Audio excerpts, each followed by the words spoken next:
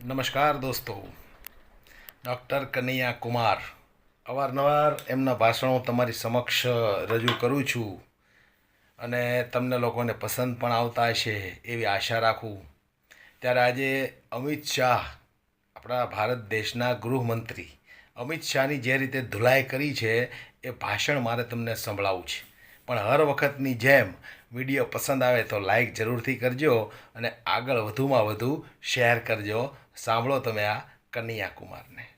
हम जानते हैं कि ये डरपोक लोग हैं, ये भाड़े के टट्टू हैं. इनके सामने आप खड़े हो जाइए, इनसे आंख मिला लीजिए, ये चापलूस भाग खड़े होंगे. ये भरोसा मैं आपको दिलाना चाहता हूं. हमारा कैरियर छीन करके अपने बेटे का कैरियर बनाने वाले इस तरीपार से सवाल का जवाब मांगेंगे. इसके खिलाफ ये लड़ाई लड़ेंगे.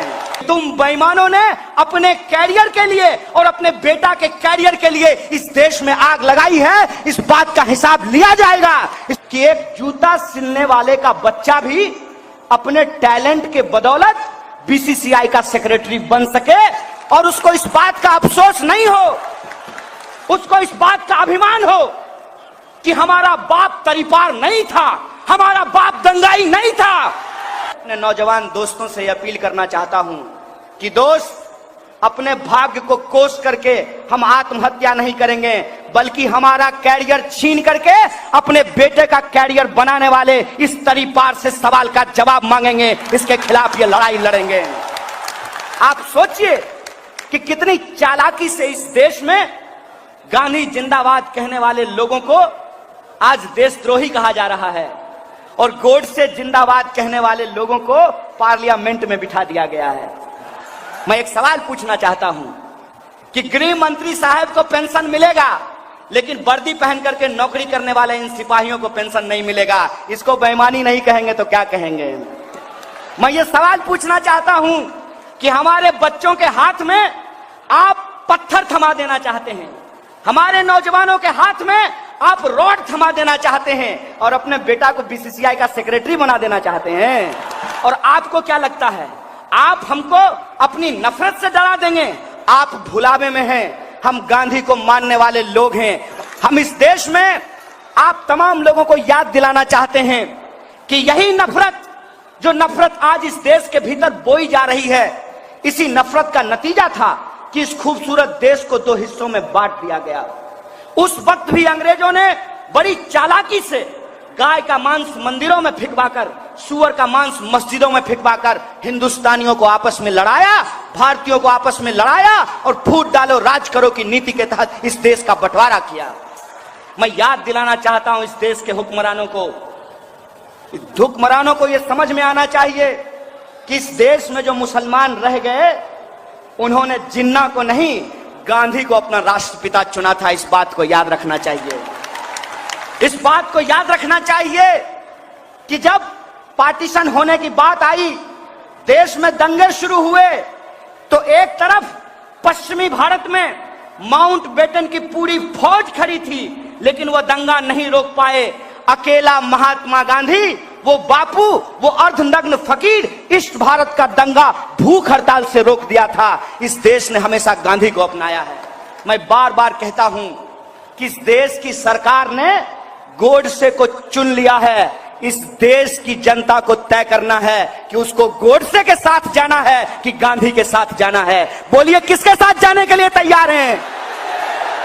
अगर गांधी के साथ जाने के लिए तैयार हैं तो नेता की तरह मैं लफाजी नहीं कर रहा हूं.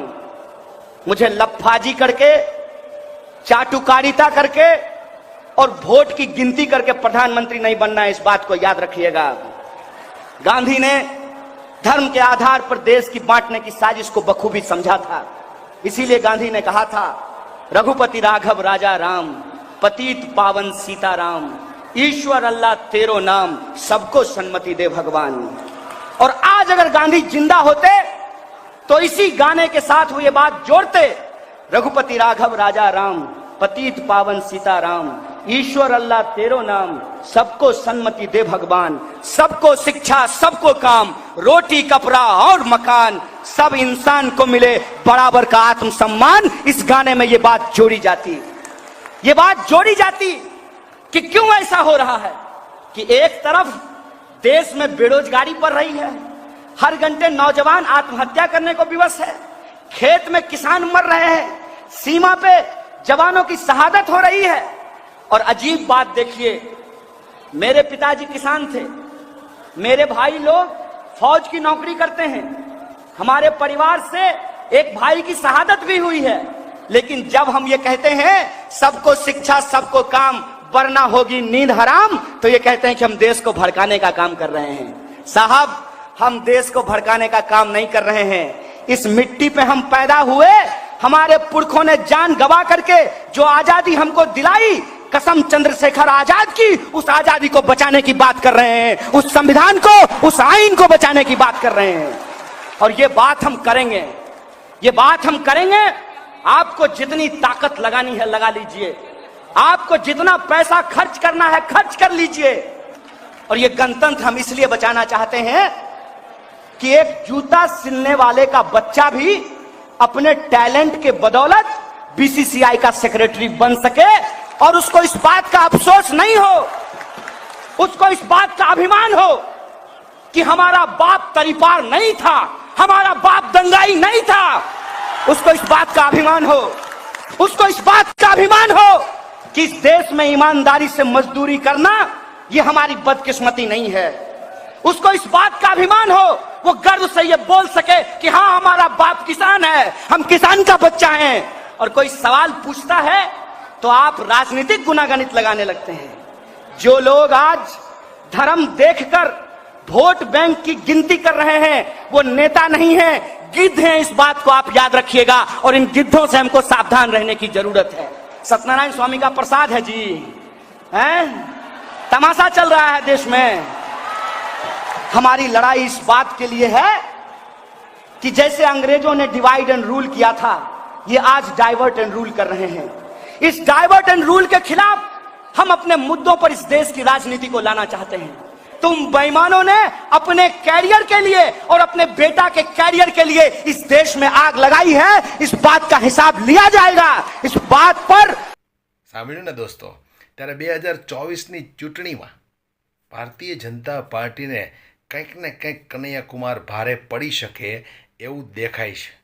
કારણ કે કનૈયા કુમાર, મેં અગાઉ પણ વાત કરેલી છે, પીએચડી કરેલ વ્યક્તિ છે। સારા સારા નેતાઓ એની સામે પાણી ભરે છે। ભાષણબાજીમાં કોઈ આજ સુધીમાં એની સામે ટકી નથી શક્યો। આ એ કનૈયા કુમાર છે। મજા આવી હોય દોસ્તો તો વિડીયો લાઇક કરજો, શેર કરજો અને અમારી યુટ્યુબ ચેનલને સબસ્ક્રાઈબ કરવાનું ભૂલશો નહીં।